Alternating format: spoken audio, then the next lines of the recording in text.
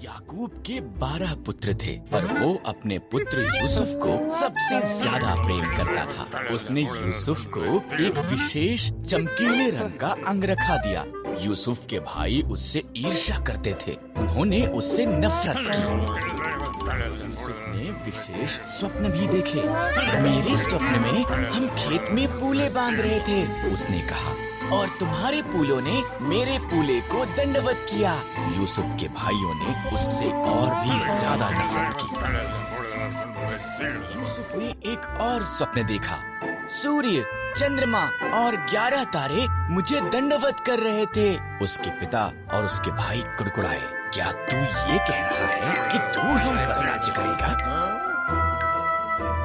एक दिन यूसुफ के भाई खेतों में उनके भेड़ों की निगरानी कर रहे थे। उन्होंने उसे उनकी तरफ आते हुए देखा। उन्होंने उसे मार देने और उसके सपनों का अंत करने की योजना बनाई। हमारे भाई को मार देना गलत होगा, रूबेन ने कहा। आओ हम उसे खाली गड्ढे में डाल देते हैं। इसलिए उन्होंने यूसुफ का विशेष अंगरखा फाड़ दिया और उसे गड्ढे में फेंक दिया। इश्माइली व्यापारी मिस्र की तरफ उनके मार्ग से गुजरे। आओ हम यूसुफ को इश्माइलियों के गुलाम के रूप में बेच देते हैं, यहूदा ने सुझाव दिया। इसलिए भाइयों ने यूसुफ को चांदी के 20 सिक्कों के लिए बेच दिया। यूसुफ के अंगरखे को बकरे के लहू में डुबोया और इसे याकूब को दिखाया।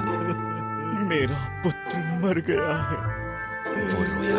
इसी दौरान यूसुफ को मिस्र में ले जाया गया, लेकिन परमेश्वर यूसुफ के साथ था।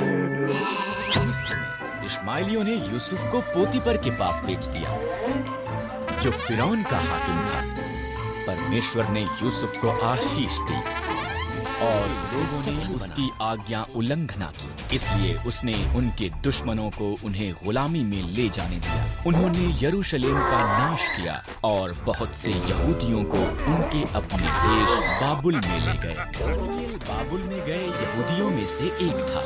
उसने परमेश्वर पर भरोसा किया और दिन में 3 बार उसे प्रार्थना की। परमेश्वर ने दानियेल को आशीष दी और वो उस देश में एक शक्तिशाली अगुआ बन गया। कुछ अगुए दानियेल से ईर्ष्या करते थे, इसलिए उन्होंने एक नया कानून बनाया। लोग केवल राजा दारा से प्रार्थना कर सकते थे। जो कोई भी उल्लंघना करता है वो एक शेरों की मांद में डाला जाएगा। दारा सहमत हो गया।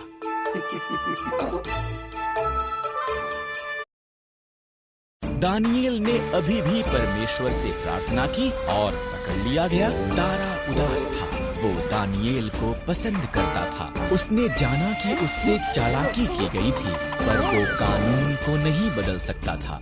दानियेल को शेरों की मांद में फेंक दिया गया। शेर दहाड़े और दानियेल की तरफ आए। तब एक स्वर्गदूत पहुंचा। परमेश्वर ने उसे भेजा था। स्वर्गदूत ने शेरों का मुंह बंद कर दिया। दानियेल ने बिना किसी नुकसान के वहां पर रात बिताई। दिन निकलने पर राजा दारा ये देखने के लिए गए कि क्या दानियेल जीवित था। परमेश्वर ने मुझे बचाने के लिए स्वर्गदूत को भेजा, दानियेल ने कहा। राजा रोमांचित हुआ। दानियेल को शेरों की मांद से बाहर निकाला गया। राजा दारा ने दानियेल के दुश्मनों को मांद में डाल दिया। शेर उन्हें हड़प कर गए। राजा दारा ने उसके राज्य में दानियेल के शक्तिशाली जीवित परमेश्वर का आदर करने के लिए कहा।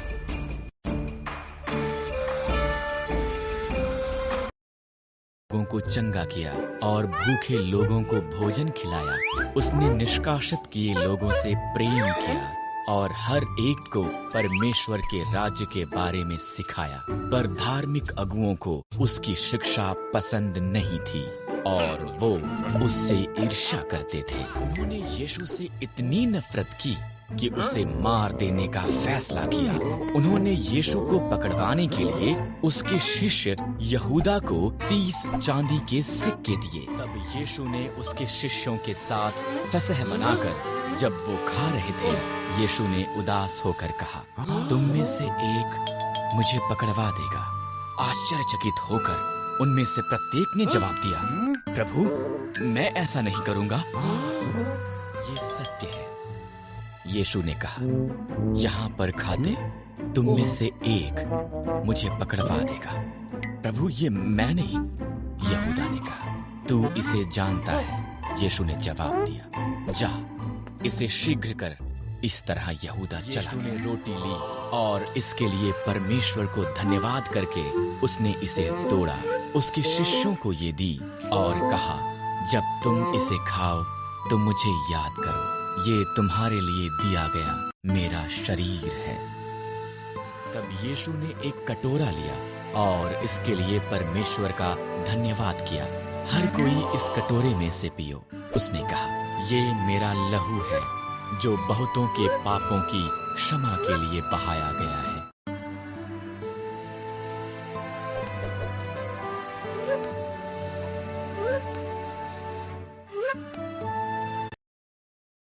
जब वो खा चुके, यीशु